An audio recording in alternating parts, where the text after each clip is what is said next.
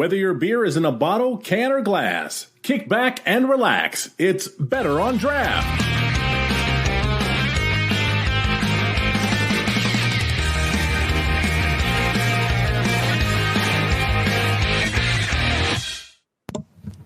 Welcome, everybody. Episode 345 of the Better on Draft podcast. My name is Ken. Thank you so much for joining us tonight. It has been a minute since I've been on the show, taking a much needed break from the world of craft beer. And boy, did I take the wrong time to take a break because of all the news, and especially around the state of Michigan that has been going on. But let's go around and say hello to everyone, see what everybody is drinking, starting with Rob. Rob, first, did you see that opening?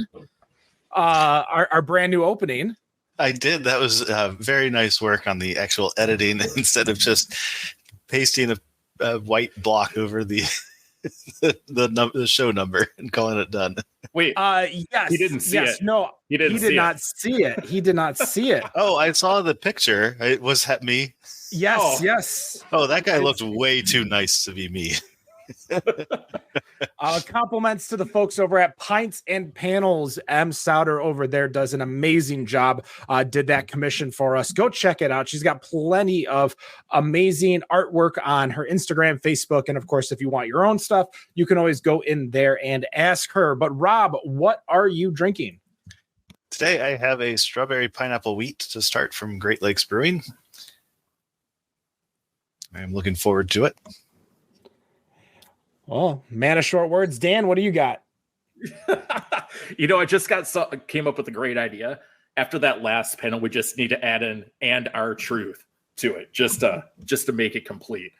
That would be a wrestling joke, I believe, a bingo square. Yeah, Ken got it. I've got myself an old. I didn't get it.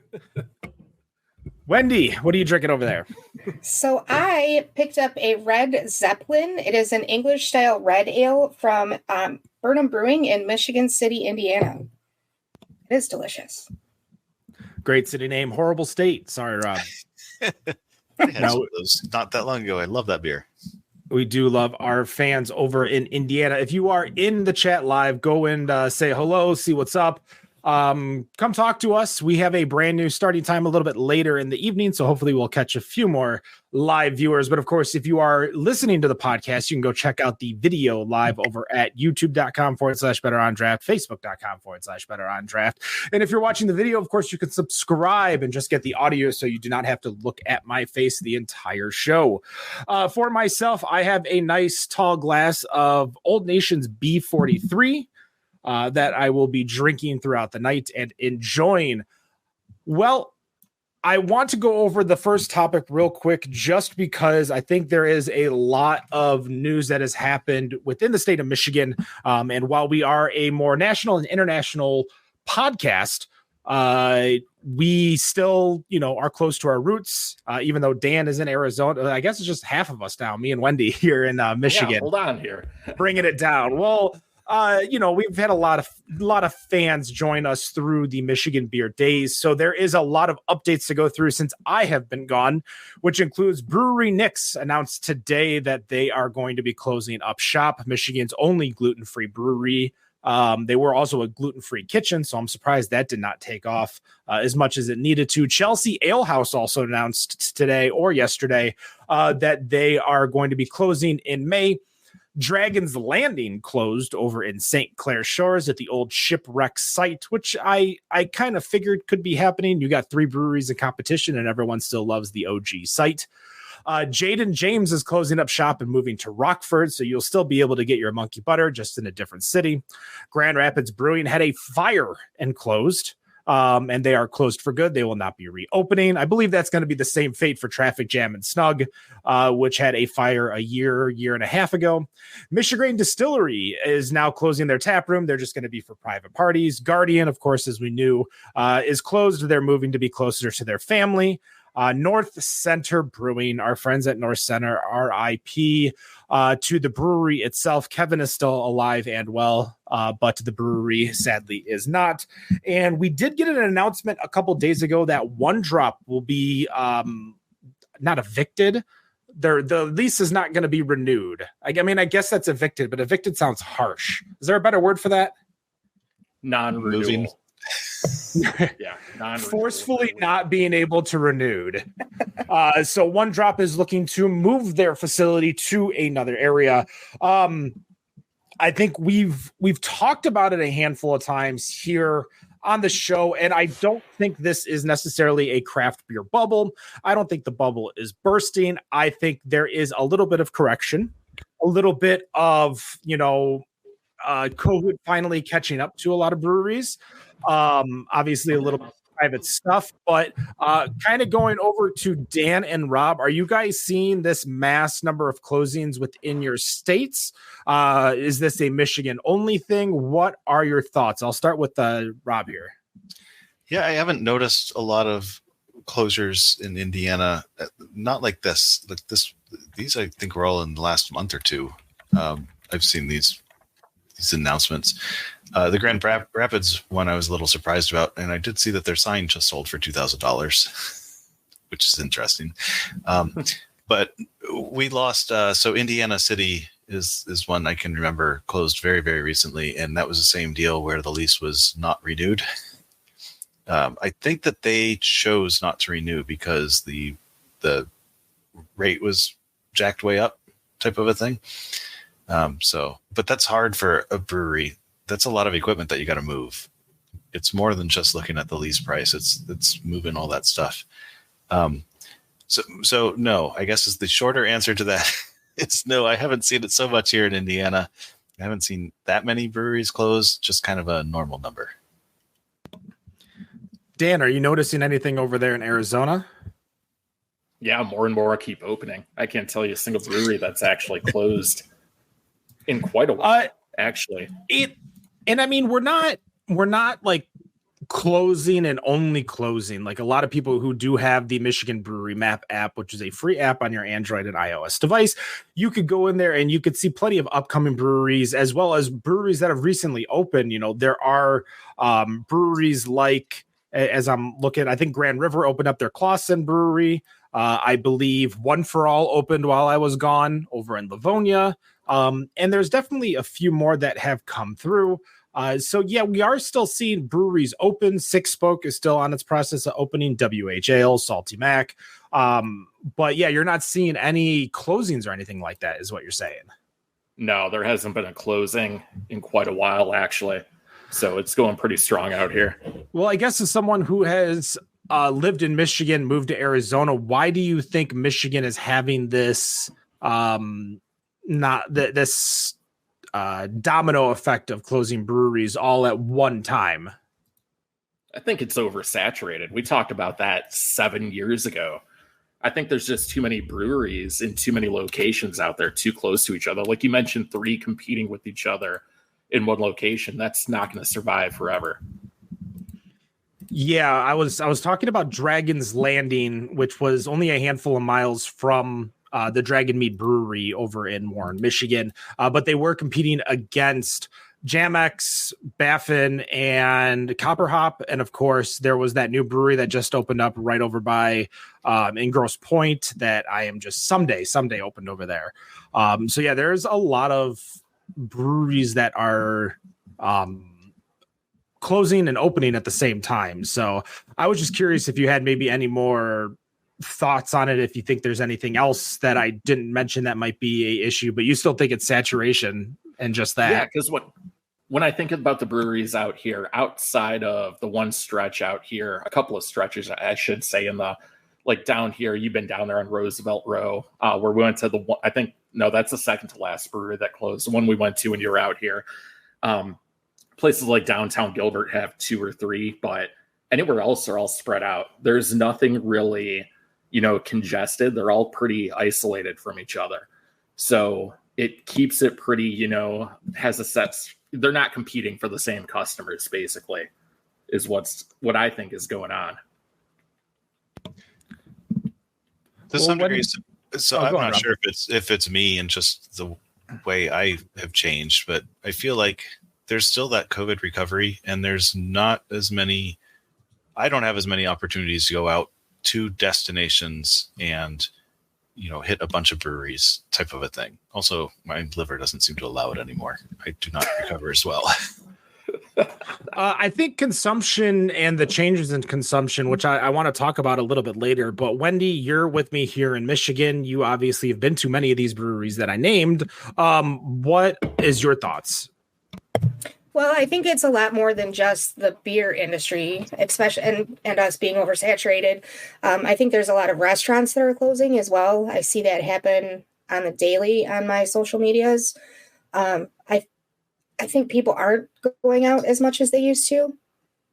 Honestly, that's kind of. I mean, I've come across that too, just myself. That as I'm getting older, life changes, and I have other priorities than going and hanging out. So I think that we're kind of seeing that trend in a lot of places. If you look at some of the lists, though, a lot of it is that they're moving. They're not necessarily closing. So you have to pay attention to that as well. And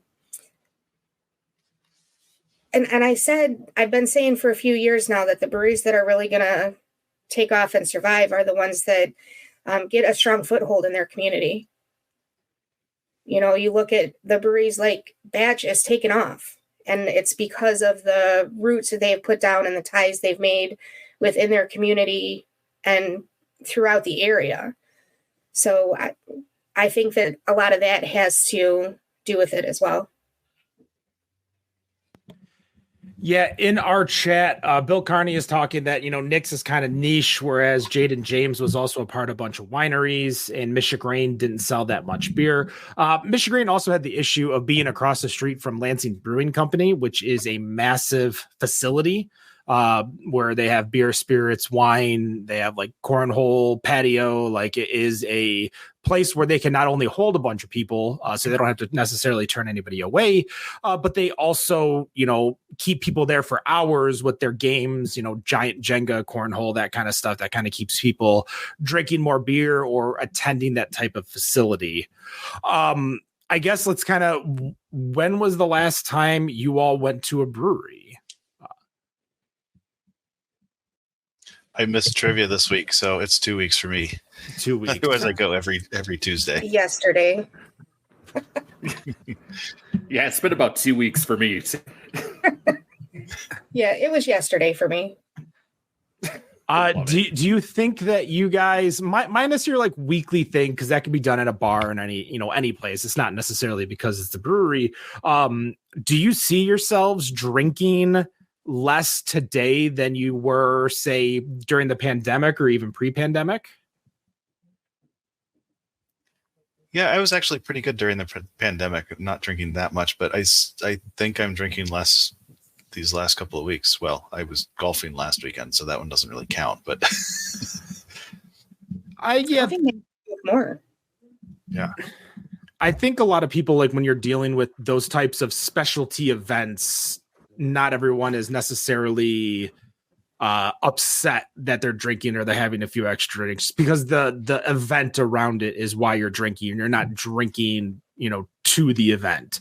For me, I definitely have cut back a lot on booze intake since, like, especially the beginning of COVID. I think I was a little too wild during then. Coming after this show, and I'm drinking until 3-4 in the morning.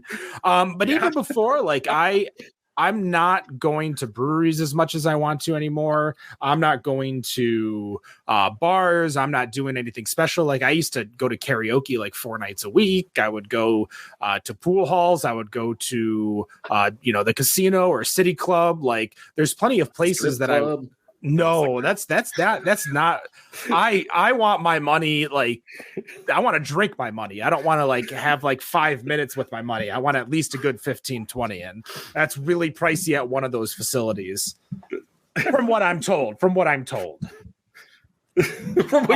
Yeah. Thank you for catching that. But really, like Dan and Wendy, like even like pre-COVID to now, I know we've all aged 5 years, naturally, but probably 10 years just from all the stress and everything. Are you going out as much? Are you doing as much? Would you be doing as much if you didn't have other obligations? I'll go. I probably still would be going out as much if I didn't have other obligations. obviously I take Graham with me when I go a lot of times now. She doesn't drink beer, but she will hang out with me, and it never fails. She always wants to try it and goes every time. It's the funniest thing. I have so many videos. One day I'm going to do a compilation of her trying all my different beers because she always makes faces and says yuck. But she never remembers that she doesn't like beer, so she always wants to try it.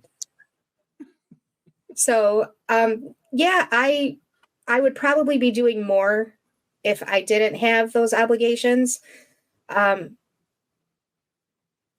still like the traveling and the going around and seeing the different breweries, and you get a feel for the area that you're in. And I love how every brewery has its own unique feel when you walk in. I find that amazing that we can have so many different places that do the same thing.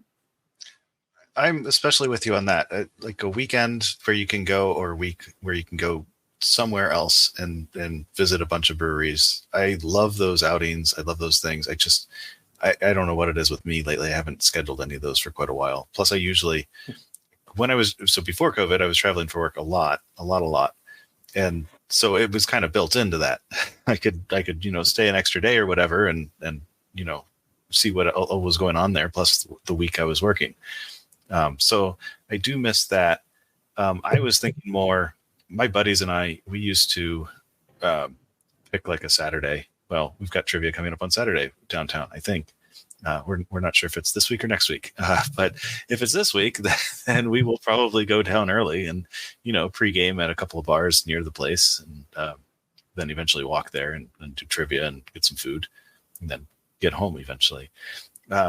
We used to do stuff like that without having trivia as the kind of thing that we were coalescing around. We would just go and sometimes it's a bike ride or whatever, but we haven't done any of that for a while. It just hasn't come together. So I don't know if other people are experiencing that, if there's just less drive to get out there or what, if just me. Well, I've noticed too that like a lot of my friend groups, I have a very specific group of friends that we've been friends for a very long time. And we would always try to get together every couple months and we would go out. But now that we're getting older, some have kids, some have dogs, some have Grahams, and we tend to get together at each other's houses now. So like tomorrow we're going to have, or Sunday, we're going to have brunch at a friend's house instead of going out for brunch. Yeah, that sounds less COVID related and more just age related, maybe. Yeah. I just haven't really had the opportunity to see a lot of friends. When we were going out all those times, that was just kind of your chance to catch up with everyone. Everyone knew that on X date, like Saturdays, we are at this place. This is the bar we go to. Whoever shows up that week shows up. Whoever doesn't. And now I haven't, seen a lot of people in months and probably even years still, unless it involves some type of very specific event like a Lions game or I heard someone gasp. What happens when you move like close to Lake Michigan? So, I mean, it tends to happen. I'm just in Ypsilanti. I'm not that far. Close to Lake Michigan. I'm still closer to Ohio than I am Lake Michigan, which isn't really saying much. That is Ohio. When I lived in Ypsi, we used to go to Toledo for concerts because it was closer than Pontiac. Yeah, there is a show on Pontiac tomorrow I'm debating going to as well. But that's the worst part about Pontiac, though, is that it's an hour and a half away and the show doesn't end until 2:30 in the morning. And you're like, oh, well, I'll be home at 4, I guess. And there goes my entire Sunday. Yep. Yeah, and talking about it, like, don't get to see friends anymore. So we don't go out anymore. And I don't know if it's necessarily an age thing. Cause I mean, I'm getting old up there. I'm 37. I am 37. So, you think about it. I did a little bit. I did a little math in my head. I'm like, am I 37? Am I 38? So I know as I get older, I just don't go out as much as I used to. And I don't know if it's necessarily a age thing because I've always naturally hung out with older people. Like usually I'm the youngest person in any group, whatever I do, whether it's better on draft. You know what I just laughed at? Sorry. No. It's but that's kind of what it is. I've just always, hung out with older people, and even when I'm bowling, like I'm the youngest kid on my bowling team still. It's just a weird thing to see, all these other people still going out, whereas I'm just kind of cutting back, not going out as much. And it's not for any like savings issue or monetary issue or anything like that. I want to stay in and watch the new Fallout series or play a game and just go to bed at a decent time. Yeah. Could be a seasonal thing too. When the weather's nice, I do get out a lot more. I mean, even when the weather gets nicer, the only change is that I hang outside on my patio and smoke a cigar. Like that's the difference, is that I go outside, but I don't go out.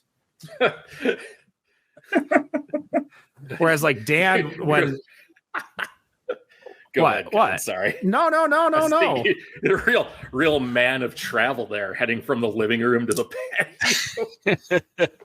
Traveling man over there. Hey, sometimes, if it's raining, it's the living room to the garage. So, I go to the east side of my home and the west side of my home. Yeah. Ooh. I think I can get a hot passport stamp at both sides too. Buy one, get one free drinks. There you go. I feel like it's just a me problem now. Y'all are like, Ken, you're an old fogey who You're the does youngest nothing person here, and you act like you're 60. I mean, sometimes. I know 60-year-olds that go out more than that. So do I. Like that's I see one of my friends that I used to bowl with. He's retired. He's got like 4 kids, 5 grandkids, and him and his wife are just like trekking the entire city of Detroit, going from bar to bar to bar to bar. And I'm like, how have you been to, like, he's lived in the city for so long and he still goes to, oh, never seen this place before. Oh, never been to this place before. Yeah, he's got to get out of the house for some quiet. Go to a bar where it's quieter. He goes with his wife, like him and his wife, just like trendset. Like when we get did away from the kids and grandkids. I think thankfully they don't have them at the because they just live in an apartment. They sold their house in Madison Heights or whatever and just got an apartment in Detroit to not worry about upkeep and all that other shit that they have to worry about. I was gonna mention, because they came and saw us over at the March Drafters party for Copper Hop 2 years ago, which we have a winner. Have you guys been on since we've crowned our new March Drafters winner? We've not really announced I it. don't think so. I said something in one of We the were going to teasers. be, but then you canceled it. Oh yeah. I canceled it.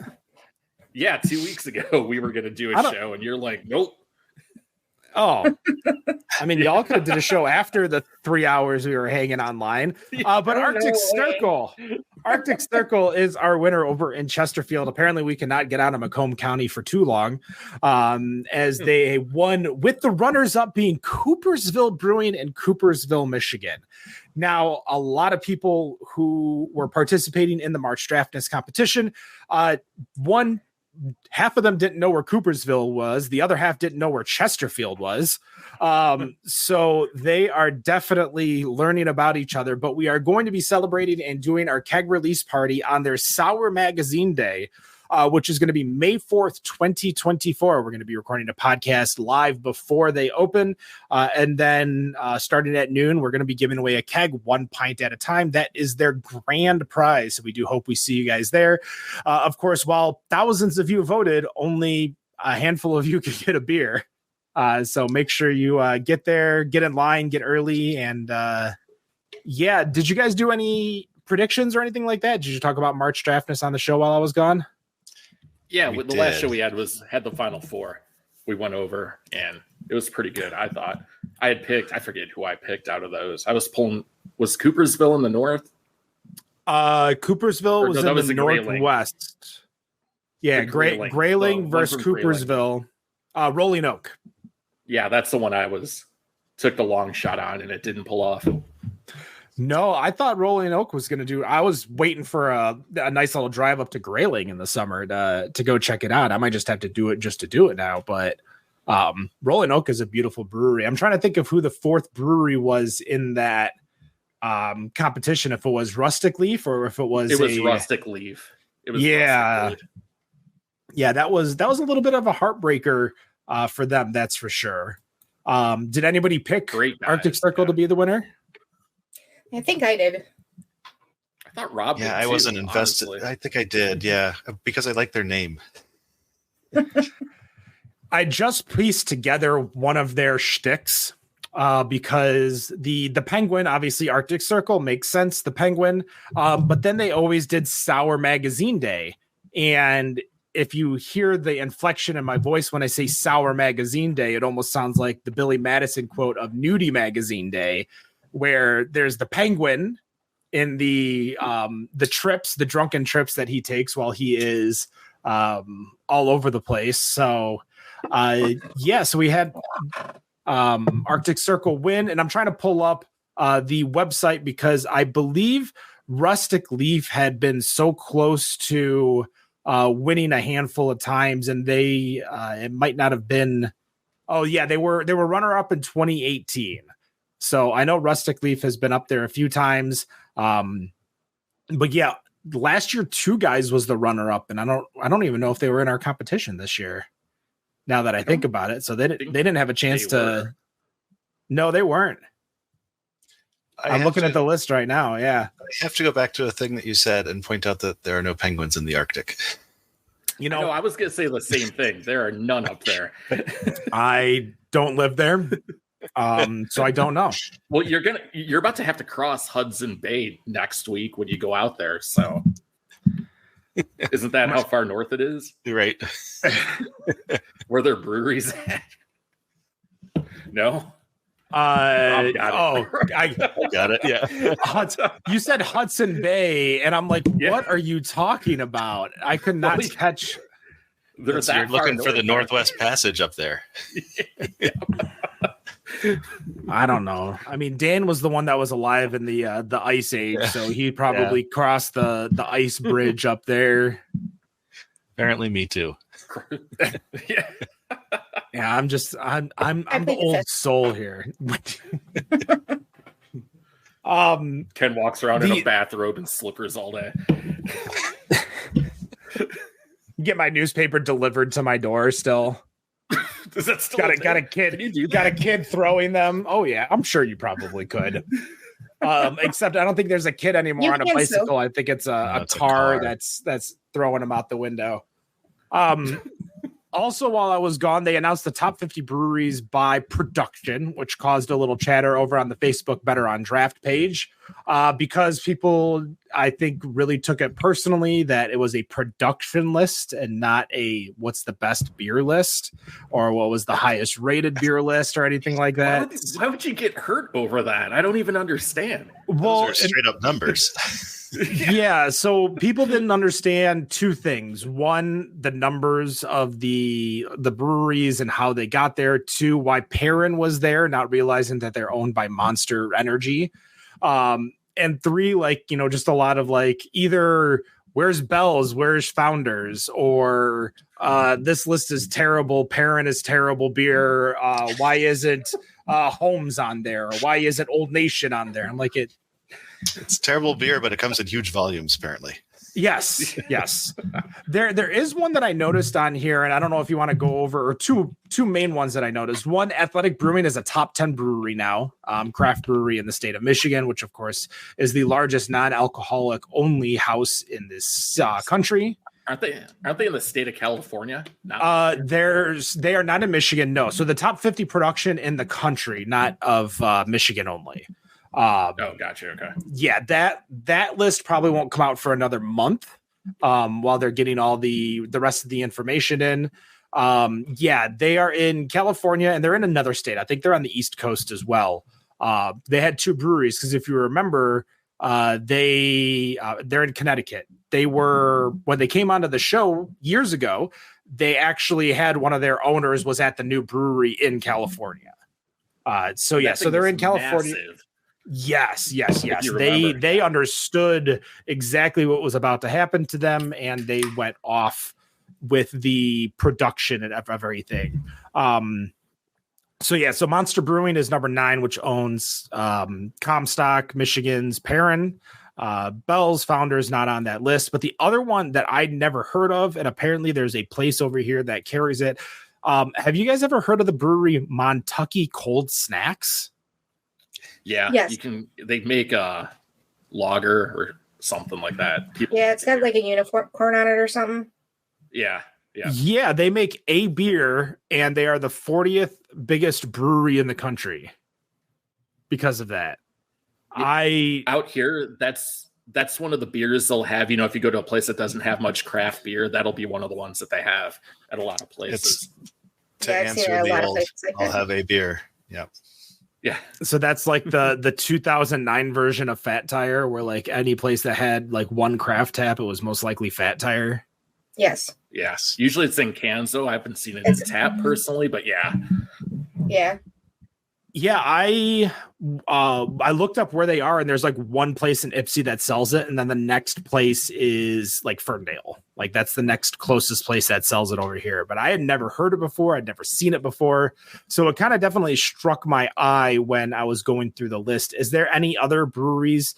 I know Wendy's favorite Trogs is number 27 on that list.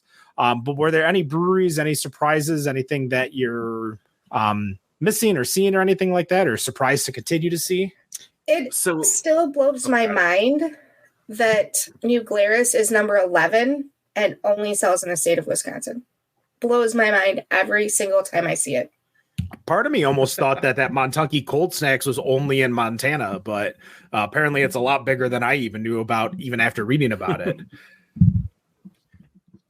My first thought was that Athletic with their, so they do the non-alcoholic. Nick's is doing gluten-free stuff, and you almost have to operate at a volume comparable to Athletic if you're going to be in such a niche area, just to get your product out there. I think there's more sober, curious, like the people that want an alcohol-free beer can still drink alcohol, whereas the people that want gluten-free beer can only drink gluten-free beer. So I think there's definitely a issue of want versus need when it comes to those two. But in the same token, I agree that I felt like giving the ability, prior to the whole non-alcoholic thing, like there was a handful of massive bars over in Dearborn that were alcohol free that a lot of people went to because they knew they were alcohol free. A little bit of culture. And then of course, people coming into Dearborn just to do, to have the food, have the non-alcoholic drinks. So I think that is a big thing. Whereas gluten-free, gluten intolerance. And I mean, these are brewery Nick's is for the people who are massive celiacs, like that can't even smell gluten without bad things happening. But Dan, I think you've tried to get in a word edgewise a few times. What were you going to say? Well, real quick with the gluten-free thing, I think finally a lot of people have dropped off that fad where they think that they need to not have gluten versus it's really only the people with celiacs that can't have it. So I think that's kind of finally tapered down.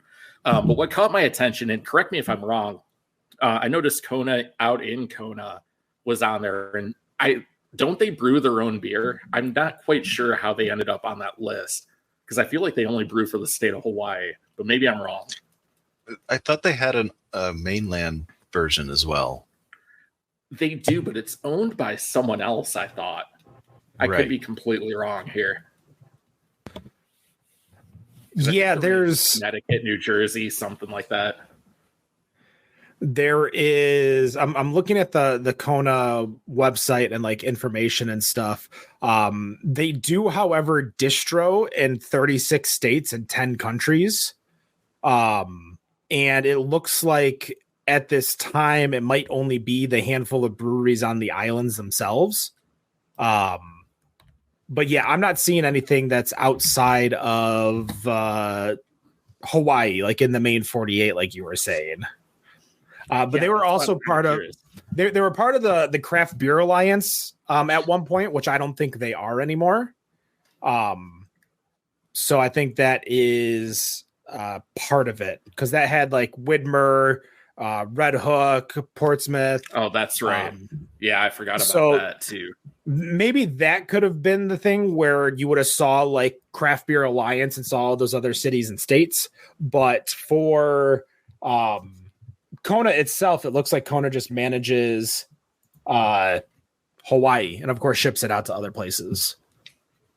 I'm surprised Minhas is so low. They used to at least make all the Kirkland lagers, and that alone has got to be huge volume. Filthy 50, hell yeah.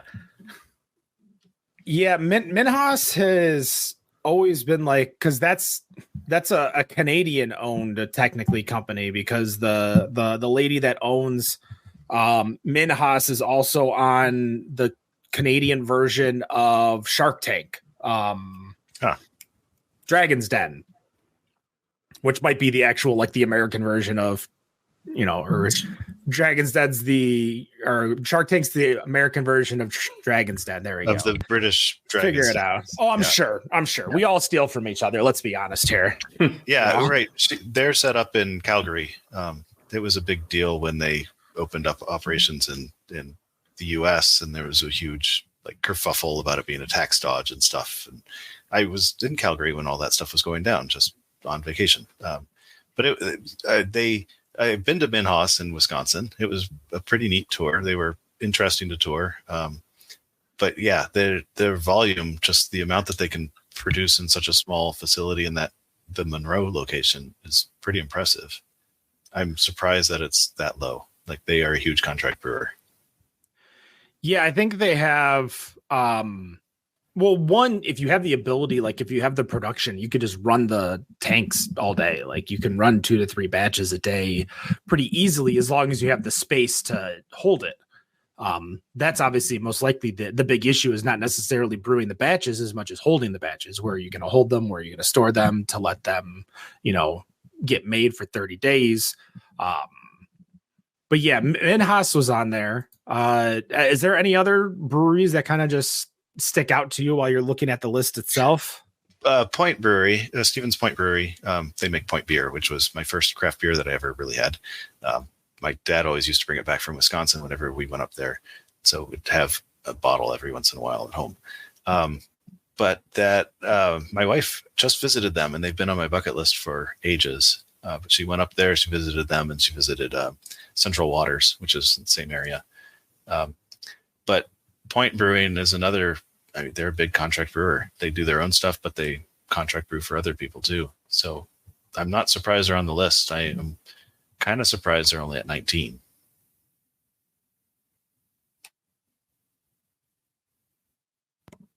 Wendy, Dan, anyone else? No, nothing else really stuck out. It was just the Kona one. I was like, oh, that's actually pretty interesting. I'm a little surprised Rogue Ales is still on there. I don't see them a lot anymore. Yeah. But just around Portland, they have so many brew pubs that could get them on the list. That could be. Yeah, I can't think of the last time I saw a Rogue in a store. Thinking about it now. I definitely seen Rogue, but I just don't buy Dead, because didn't they go through the whole like Dead Guy brand change? Kind of like when what's the Voodoo Ranger started doing all the Voodoo Rangers and stuff. I feel like that was a thing. Like they had like 4 different Dead Guys, and everyone got mad because like it wasn't their Dead Guy anymore. It was. I think they still do that, and I think 2 Dead Guys have won, and they're very different beers. Yeah, there was 19 variants of the same beer. Well, they are not Highlanders, that's for sure. There you go. I see Dead Guy Coffin Club, which is Dead Guy IPA, Dead Guy Pills, Dead Guy Pale, and Dead Guy Ale. So there was 4 Dead Guys at one point, different Dead Guys. At least Voodoo Ranger keeps it in the IPA category. Yeah, I was gonna say they just do different variants, and everyone buys them. Yeah, Bell's stuck to the IPAs too with all their hearted variants. So many of those now. I have to tell you, I really like the Voodoo Ranger peach tea. Is delicious. It's super sweet, Voodoo but Ranger peach tea. it is. It's a hard tea, but it's really good. I don't mind it. Is it I an mean, I IPA don't think of I any could drink kind? like 2 of them. No, absolutely not. It is 100% RTD hard tea. Huh. See, they're branching out. They know everyone notices the brand. Now they just got to make more different kinds. Yep. Before we kind of get into RTDs and stuff a little bit more, Rob, you got some beer from Great Lakes Brewing. Give us a little rundown on what you think about it. So I got the strawberry wheat from, that's the one I'm currently drinking from Great Lakes. I got 3 others, and I really wish I had them all in there with me so I could remember them. But they re-released the monster, the Great Lakes monster, like a Loch Ness monster. I am loving the strawberry wheat. It has got a lot of strawberry flavor, and I really like that. And it tastes like real strawberries. So that's more strawberry than wheat, but it's quite delicious. And it's funny that I got beer from them because theirs was the 15 pack that I took golfing with me last weekend. And so I've actually been drinking a lot of Great Lakes Brewing over the past week or so. Perfect. So the one other thing I wanted to talk about, because we discussed a little bit in the, what's going on with all the breweries, and y'all calling me old and 60-year-old and a robe and slippers. There's been a handful of studies, obviously, as COVID hit, people started to drink more because they were drinking at home. They were spending almost the same amount of money at home as they were outside, which of course gets you more beer and alcohol at home. But as more people are coming out of COVID and they are starting to go out more and stuff, people aren't drinking as much, but the people who are drinking more. So not only do we have an issue of heavy drinkers going out there, but a lot of people slowing down and killing it, as well as Gen Z. Right now, nearly half of Gen Z over the age of 21 has yet to consume alcohol. Whereas typically that rate is around 3 out of 10 as generations do age into the alcohol industry. And there was another interesting stat that I saw that a quarter of drinkers in total will have tried to do dry January back in 2024. But in that quarter, when you get into like the crosstabs, like 46% are rarely drink already, and 41% drink only 1 to 5 drinks a week, which brings you at 13% of drinkers that drink, at least 1 drink a day on average. So with this, the trends of Gen Z going for different options, whether it's RTDs, whether it is mocktails or alcohol spirits, more premium alcohol, different options. Like, do you think this is going to cause an issue for breweries in the future? Or do you think this is kind of like as Dan kind of said, like a fad with the people with quote unquote gluten deficiencies that didn't actually have them? Not to say not everyone has. There's people who do have it, not as many people as claimed. Yeah, the ones that pretended to be. This is anecdotal, but there's a place I go to on the weekends. It's a dive bar place, but they have karaoke and everything. People in there, and we joke about my age, but I'm in my mid 40s. These people that are up there are definitely in their early 20s to mid 30s. So I don't know if it's everywhere. And I see the same thing down here at the breweries, that are downtown. They're packed with people 20s, 30s, and 40s. So I don't know.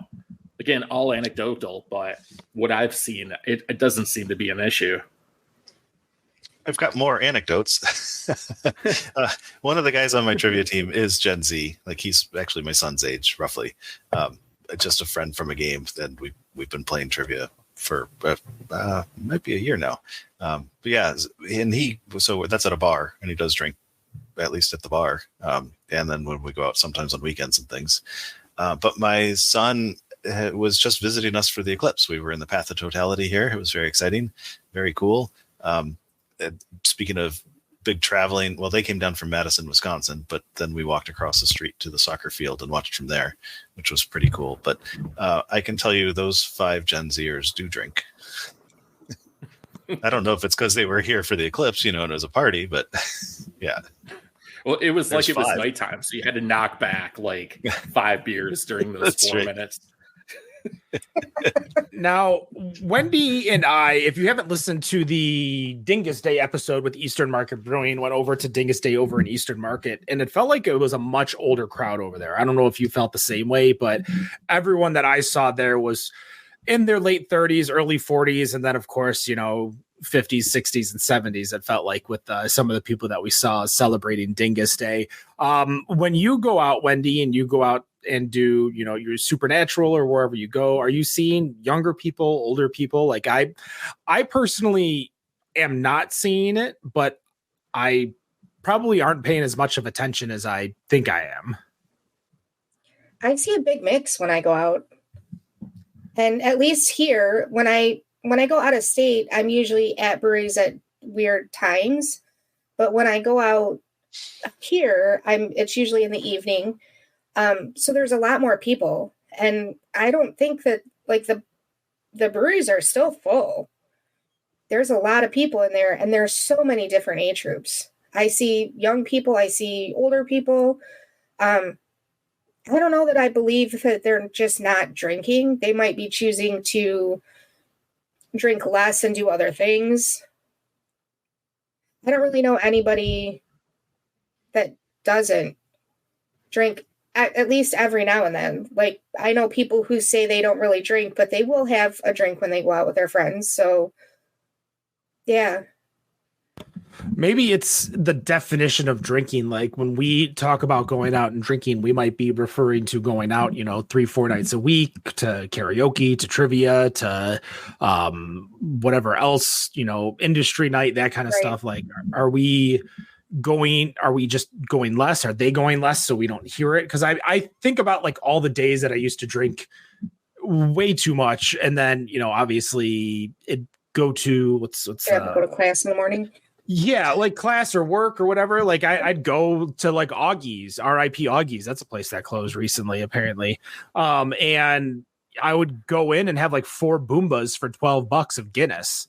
And just that was kind of the night. Whereas now, like I could never imagine a place getting that much Guinness for that cheap either. Maybe that's a thing to think about too, is that people are, they were already spending money on premium, and now they're just like, well, I'm only going to spend on the little premium that I want to. But I think maybe we're conflating what we used to think is drinking. Like going out and having a beer with dinner wasn't drinking to us. That was just having a beer with dinner. Whereas now, like, that's considered drinking, is having a beer with dinner or having a drink with dinner. Yeah, that could definitely be part of it. I'm thinking, I'm going through my head of the various places I frequent, or at least am familiar with around Indianapolis, regularly familiar with. And like, so we've got Books and Brews in Brownsburg, which I go to pretty regularly. And that one's a mix because they've always allowed families because they've got food and stuff. And so that one, you get the really young kids, but they're not drinking because they can't. But their parents are happy to go because they can drink. And, I mean, the food there is adequate enough to get, the legally minimum type of a thing. But the food there is good enough. So it keeps everybody happy. But then we've got Metazoa downtown. And when they went in, there wasn't much around them. There was just an office park, a very large pharmaceutical company based in Indianapolis is right there, basically across the parking lot from them. And shortly after they opened, huge condos went up in the area, and they're full of young kids, recently out of college type of a thing. And Metazoa is just always full of young kids. They've got the dog park, so these people who live in condos can have dogs and take it over to the dog park. And it's just, they seem really well set up and situated for the younger crowds. There's some of us olds in there too, but it's mostly young kids. Some of us old. I refuse to call myself an olds. Ken's the only old person here. And I'm pretty sure he's our youngest. I am by a good amount of years too. That's for sure. I might be physically younger than y'all, but apparently my mentality has me as a forgotten generation. He does have a lot of get off my lawn moments. I do. I can't even deny that. I'm still I shared a few things on Facebook just to poke you a little bit, Wendy, the whole flight anti-flight thing. Yeah, I think Minnesota does a 12-glass flight. And I feel like more and more people are coming onto my side these days in team non-flight. I don't agree with that. What I get out of everything that we've been talking about online is that everything has a time and its place, and every single one of those people have been like, there are times when I want a flight, but there are times when I don't think it's appropriate, which is nothing that we haven't said. As somebody who is pro-flight, I'm not going to order a flight when there's 100 people waiting in line. But if there's nobody there, why wouldn't I just get the flight so they can do it all at once and then go about their business instead of having to keep coming back to me? Doesn't make any sense. Well, the big change too of craft beer is that there's a lot less servers. There are a lot less. There's more bar service, or like funneled bar service, you might call, like with Eastern Market Brewing, where you kind of just walk up, order, and go sit down with your beer. Like they hand you the beer and you go, almost like a barista, like a coffee shop. I think that's normal for most breweries, though. A lot of the breweries that I've been to are like that. It's not just new. Like they've always been like that. I think maybe the big thing, because I always sit at the bar, so I never necessarily, I guess, realize it until all the times that I've gone out with like my fiance, and I realize how we're ordering the beer a little bit more. But again, that's just because I typically sit at the bar as opposed to sit at a table.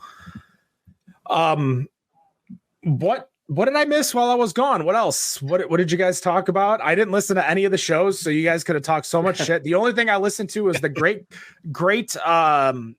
collaboration that Rob put together for us of you all, because we can't figure out the ending and fumbling an ending that I've said 400 times plus. I always want to do the beginning instead of the end. Yeah, always. I don't know why. What did I miss? Any good topics?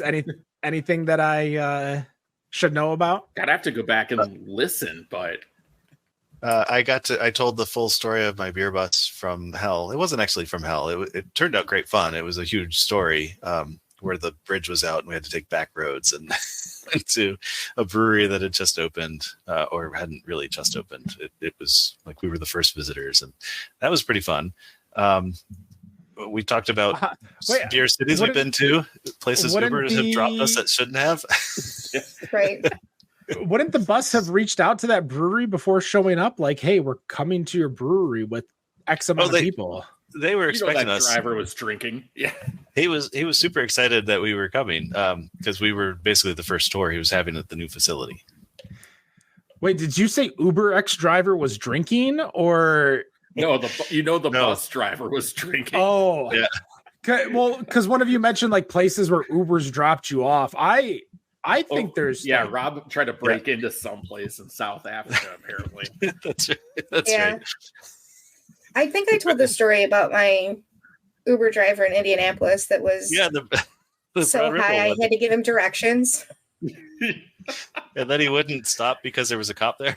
Yeah, he wouldn't stop at the place he was taking us to because there was a cop, so he dropped us like a block and a half down. Yeah. There's back in the Wild West days of Uber, where the Uber drivers would purposely take you the long way to get to your place. I remember back when I lived in Detroit, I can't remember where I got picked up, but I remember going on 75 North, 75 South, 94 East, and 94 West. And I'm like, I was just in like Midtown. Like I wasn't far away. How did this take this long? I have one question for y'all before we kind of close up shop, unless you guys have any other topics, but open in talks for backseat passengers of an Uber. Thumbs up, thumbs down. No, you need a chauffeur's license for that. Do you really? So thumbs down. Mm-hmm. Yeah. Oh, now I feel bad. Yeah, so thumbs down. Yeah, thumbs down because it'll make a lot of Uber costs are already so high.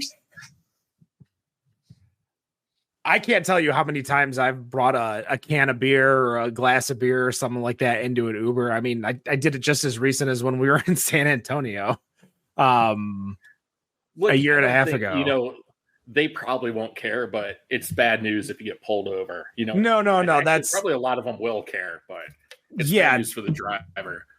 Yeah, no, that's there's a difference between knowing it's like bad and the driver like if the driver said, hey, don't do that, obviously I'm not going to do it. But if knowing now that it's not necessarily a good idea, I'm probably not going to do it anymore. Kind of like the whole drinking in the parking lots of breweries for opening, beer releases. Yes. Like, we know this is illegal now, so I will never participate in it again. Whereas some breweries don't care. Oh yeah. I saw a post recently of Ascension, and they always have the patio banister filled with all the empty bottles and stuff all across. Oh, jeez. Nice. But I mean, it's not like they're hiding it in a parked car or something like that, or people are like huddling over tailgating. Like, they're doing it right in the open that someone could see them right off of the main road. But if they don't care, then I don't, that's their license, not mine. I know this can end their license, so I'm not going to participate and be that person. Just like now that I know if people don't take tokens at Michigan brewery festivals, like, you can get in a lot of trouble by not taking the tokens. Can you? Although that's Pipe and Brock, I think, brought it up to us where if like MLCC person is there and they purposely don't give you a token, like, they could shut down the entire festival after one incident. Oh, wow. Like, that is crazy to me. But after that, I'm like, all right, I'm just going to make sure, especially at the Michigan Guild festivals, like, it's 50 cents an extra token. Like, it's not just hand them pennies and it works. It's not that. No, that's not what you do. No. You still gotta hand them that here at Better on Draft. Sold it. I did a little bit, but I guess Wendy is right. I should have made sure to have said something. It's something where the other festivals, like when we went to 2 years ago, so last year at the Bruisology Festival at the Michigan Science Theater, Michigan Science Center, they didn't care about tickets or anything. This year they did, but after like 3 minutes, nobody cared about tickets. So, Guild festivals obviously have a different license than a regular beer festival. When I say like regular, like, it's not a guild, so there's different rules that you have to follow. Also big rules. Burning Foot is now the Burning Foot Beverage Festival or something like that. Like, it's not a beer festival anymore. It's a cocktail, beer, cider, wine, everything fest. So that'll be interesting to see this coming year. Great festival if you've never been to it. What's that, Wendy? There's a lot of changes. They're coming on the show to talk about it this year. There's a lot of changes. I'm sure we can get them on. Obviously, the gentleman that we talked to a few times ago is no longer the president of the Lakeshore Guild. So it is a whole different thing. That's why you also got the reggaeton music last year, as opposed to the weird, that's what I call late 90s, early 2000s hit mix of Filter, Everlast, Lit, Limp Bizkit cover band, and a few others. That's going to do it for us for this episode 345. We will be back in 2 weeks. That's right, 2 weeks at 8:30 p.m. Eastern, our brand new start time. Thank you to everyone who joined us in the chat. As I'm kind of going through, we got Bill Carney, Chris Connor. We've got Brian Lesniewski. We've got the Half-Ass Beer Review over on YouTube. And, of course, our friend, our number one fan, Toots McCrog. Oh yeah, Toots. Good old Toots McCrog was back. He is drinking a Two Tides Lime Light Lager, saying happy Friday to us. Thank you so much for joining us. Are you guys ready? Pencils, take notes, because no matter what you think of your beer, we think it's better on draft. Have a good night. Cheers.